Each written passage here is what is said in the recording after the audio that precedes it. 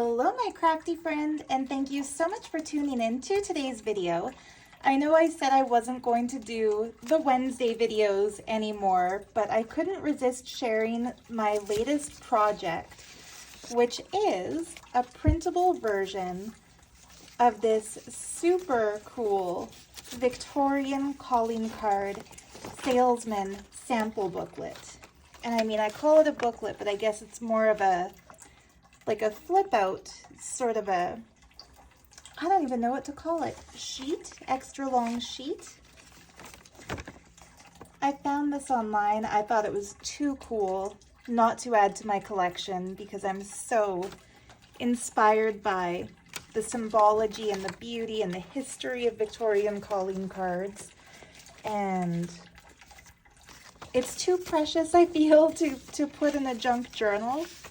I'm going to keep it in my ephemera stash, but I think everything about it is gorgeous, from the crumbling ripped envelope to the shade of seafoam green of the background paper, and then of course the calling cards themselves. I think this one here is my favorite with the star. So anyway, while I was creating the digital kit, I wanted it to be as accurate as possible, but in a way that it can be printed out on just a few sheets of paper and cardstock. So the way I've designed it is that the front strip of that kind of flip down booklet is on one sheet of paper and the back is on another. And the idea is to cut them all out and then glue them together, maybe with a piece of paper in the middle where they're joined. And oops, of course the kit also had to have the envelope, so I scanned it front and back, and then took a little bit of the same color to create the fold over flaps. And then for the actual calling cards, the ones that are on the front, I printed 2 per page. And that way you can cut out the calling card, plus cut out the little piece that goes on top of it so that it has the same 3D effect as the original. And then these are the pieces that were glued onto the back of the calling card. And you know me, I can never leave part of my printable page blank, so I added some bonus calling cards. The one with the beautiful ship on the sea. Look at how there's coral like woven into that floral bouquet. One with some doves of peace, and then these really cool Victorian ornamental pieces.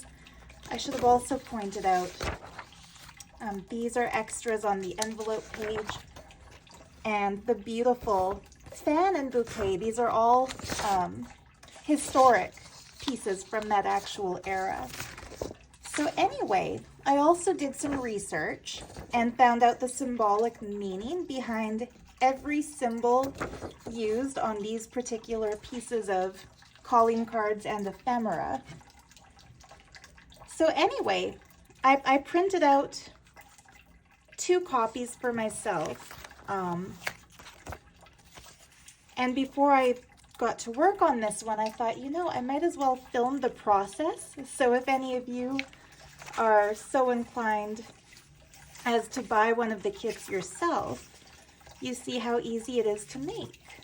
So what I've done so far, you can tell I've printed both pages, front and back, cut them out around the natural edges, and now I just need to glue them together with the glue stick and then add the calling cards on the top. So what I'm going to do for this is, whoops, take a piece of plastic so I'm not gluing on my paper.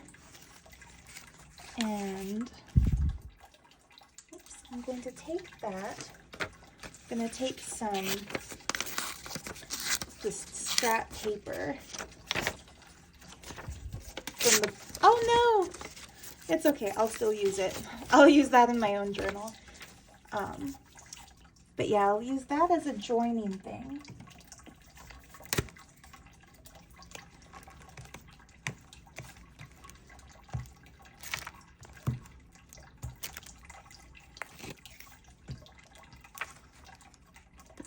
just glued this together.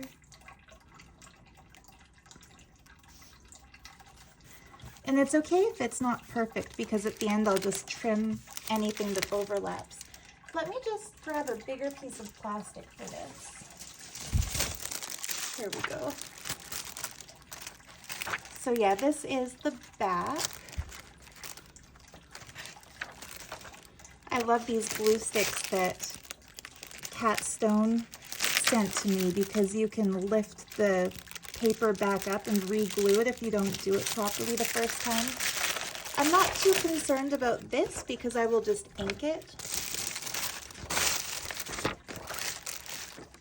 And then I'm going to glue the fronts down onto that. And I'm going to really glue the heck out of this because I want it to be, to read kind of like it's one cohesive piece of paper. It's too bad printer technology has not yet evolved to the point that you can create double-sided printables, whoops, in a way that they actually work. Like you can't get your printer to print the back exactly aligned to the front of something. But I'm hopeful that the day will come when we can do that.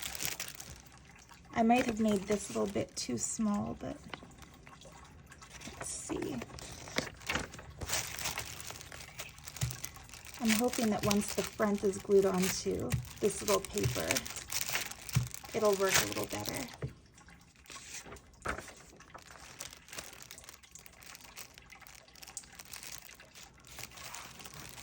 But yeah, in the meantime, as we wait for the technology to evolve to be more supportive of our crafts, at least it's easy enough to fussy cut things and then glue them over each other.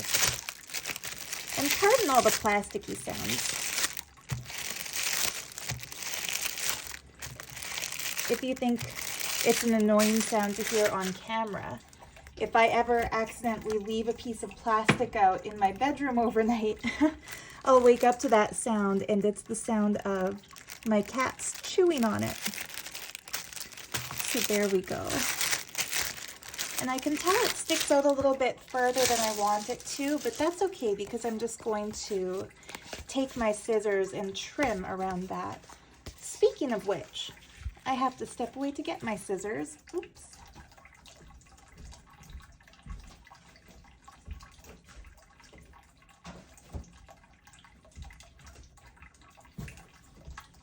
Here we go.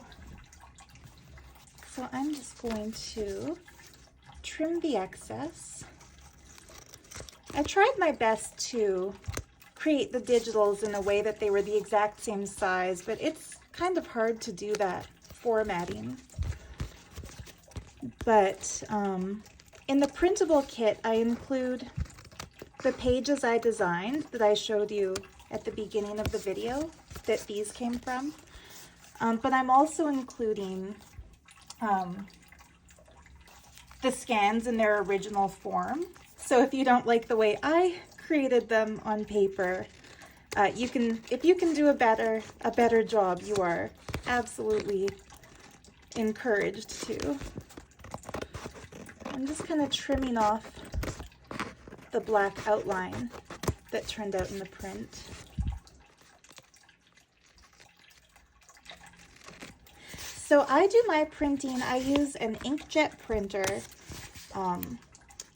The lines will be crisper and the letters more legible if you use a laser printer. I wish I had known that when I was printer shopping a few years ago. But I think even the inkjet does a fair enough job. And the paper that I use is linen paper, and that's why it has this really pretty, almost like a canvas cross-hatched look to it. So there we go, step 1 is done. Step 2, I'm going to assemble the little calling cards. So I've cut them as I described, where for one of the cards, I cut it out around the edges of the calling card, and then the one next to it, I cut out just the center piece, the fussy cut bit, And I'm going to put a dab of glue just on the edge of the fussy cut pieces, and then kind of align them so that the image is overlaid over the image. And then the back is where you can lift it up to maybe do some secret journaling, write a little message. You know what, maybe before that, I will fold it so that it's the same as the original. Let's see. If you want to be really historically accurate, you can tear it along the tear line there, but I think I like it better if I leave it intact. So yeah, these are all folded this way. So I'm just going to, fold it.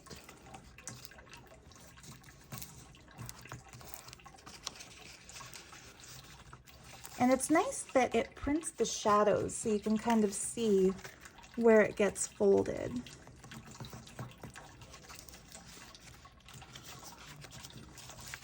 And it, you know what, it won't be perfect because this is thicker than the original.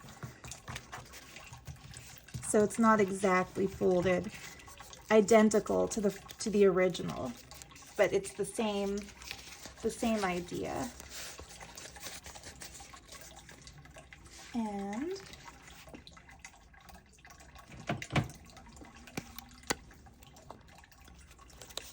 I'm not going to glue the calling cards into the book. What I'm going to do once they're put together is attach them using washi tape, and that way they can be lifted up, and the owner of the journal this goes into can also use the back for some secret journaling space.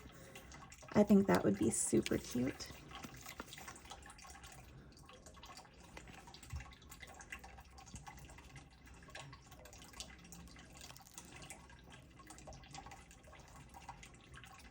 Oops. You can see that as I cut them out, I put them in order, the order in which they appear, just to save myself the trouble of figuring it out later. I love how this one has the colorful edges. Like, it looks so cool. If you want to be, again, really historically accurate, you could take markers in these colors, and instead of inking the edges, do like a marker line around the edges so that it looks 3D. When I was really young, the year before I went to art school, I rented an art studio in the downtown of my city. And back then, if you can believe it, the rent was $300 a month for a 3-bedroom, 1 bathroom, 1 big living room, not zoned for living, just zoned for a studio space.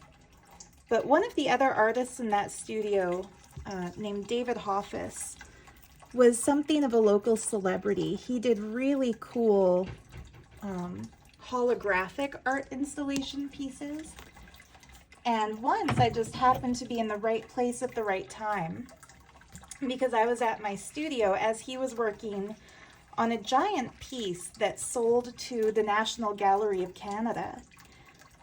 And yeah, we had recently had like a group exhibit in the studio, and he had seen some of my abstract drawings, and he asked me if he could have a print, like a miniature print of one of them, to use as art on his installation piece, like to put on the wall of his installation, which was like a miniature hotel room overlooking an airport.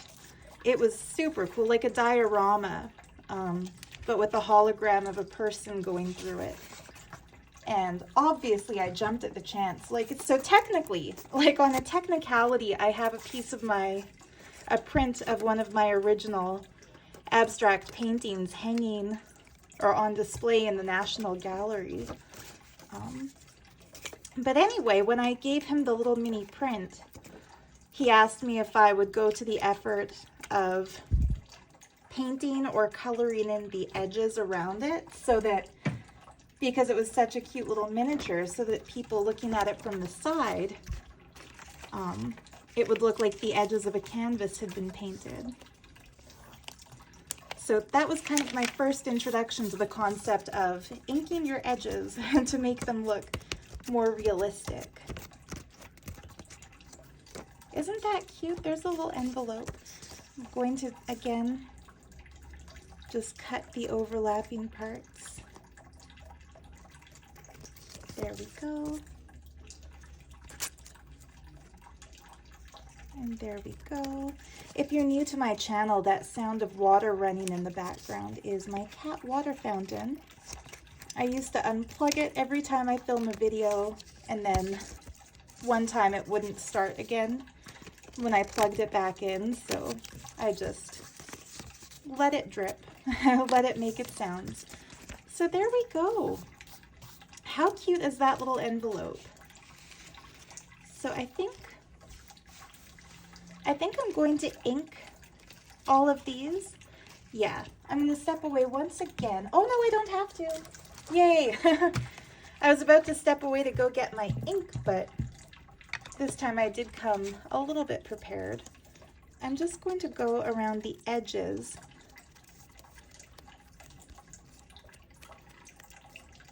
And these are a little bit meticulous to cut out, but in my opinion, worth it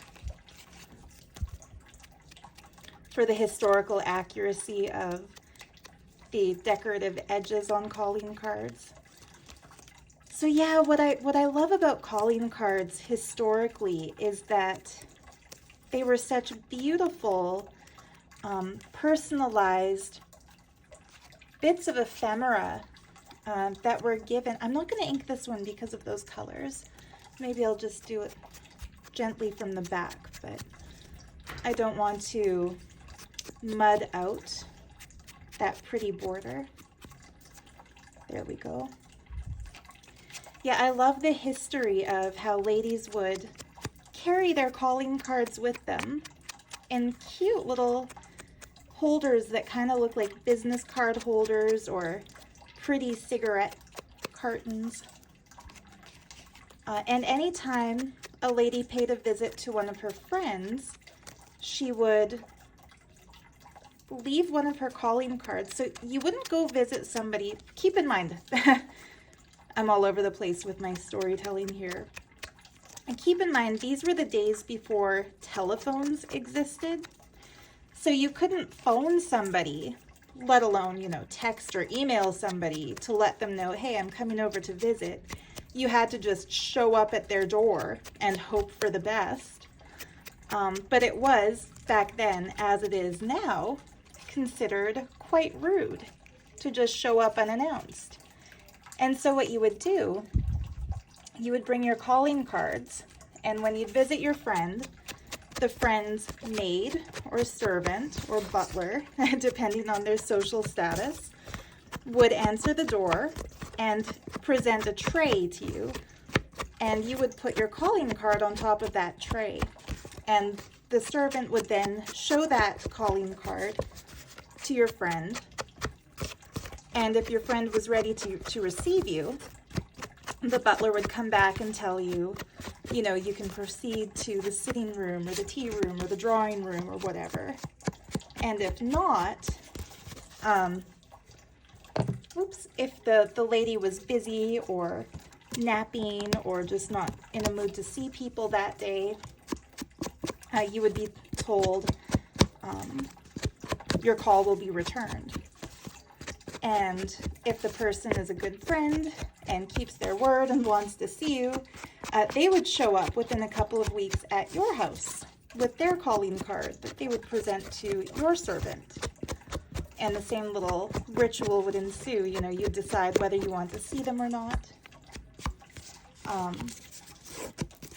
But one of the interesting things I learned about the Victorian era is that, people don't change. People have always kind of coveted popularity and status and, it's always kind of been about knowing the right people in the world. And so even in the Victorian times, they had something similar to what we have in like our social media, and that was the calling card tray. And so the friends of yours or the acquaintances who paid you a visit and left their calling card on your tray, those who were the wealthiest or the highest status or the most coveted friends in your city, you would strategically leave their card on top of the pile so that everyone else who came to visit you would know, like, ooh, wow, like Mrs. Astor paid you a visit, or whoever it might be. And so it's kind of cool that calling cards were treated similarly to the way we treat social media shout outs or follow backs, or, you know, the coveted comments from a verified account or whatever it might be. So anyway, I realized that the way these fold, you can't really put the cards in their natural space. But even still, I'm going to washi tape them in close to the original space. I'll be right back. I do need to grab washi tape.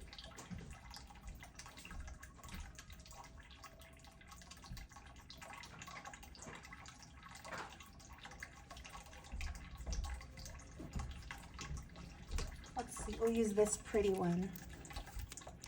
And that way, whoever receives the book, if they don't want to keep the calling cards in this little salesman's display thingy, they can reuse the washi tape.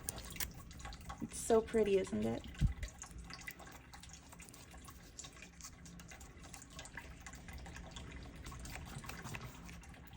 So yeah, I think in so many ways we are beyond blessed to live in the era that we're in. Obviously, like, we have access to clean drinking water very easily, healthy, nutritious food,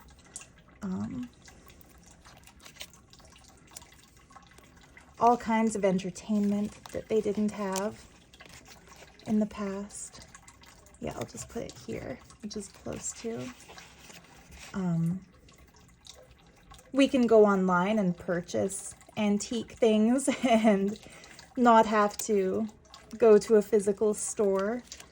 But in a lot of ways they were very lucky to be in the Victorian era. Like, instead of social media, they had actual visits with friends and really cool,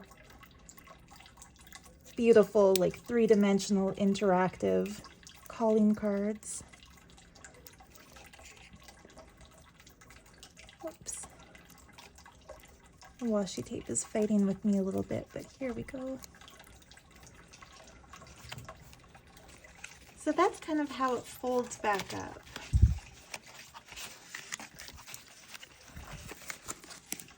Oh wait, it goes the other way.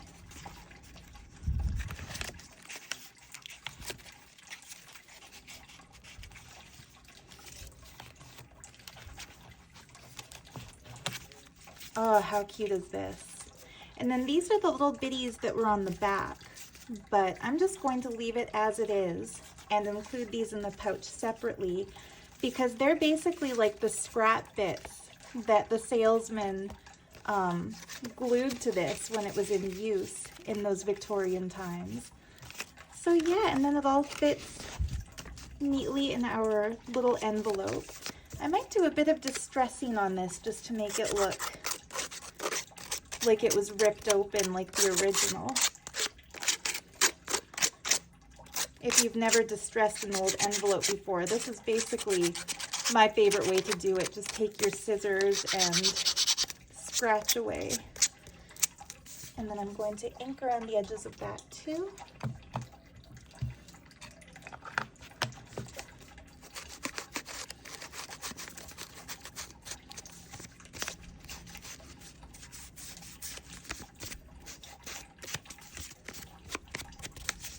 Look at how pretty that is.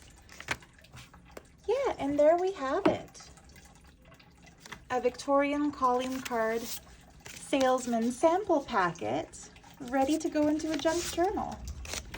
our extra little bits. Those would look cute glued down pretty much anywhere. And then the actual calling cards. So yay, I hope you enjoyed this quick little tutorial, and if you purchase the printable kit, I would love it if you would tag me in your posts if you make anything out of it and post it on Instagram. Oh yeah, before I forget. So the kit also comes with this PDF that explains the symbolic meanings behind all the little ephemera bits and the calling cards included in the printable, including the fan and the bouquet and the little extras. So yeah, I hope you have as much fun with these as I did, and I look forward to seeing you in the next video. Much love and happy crafting. Bye for now.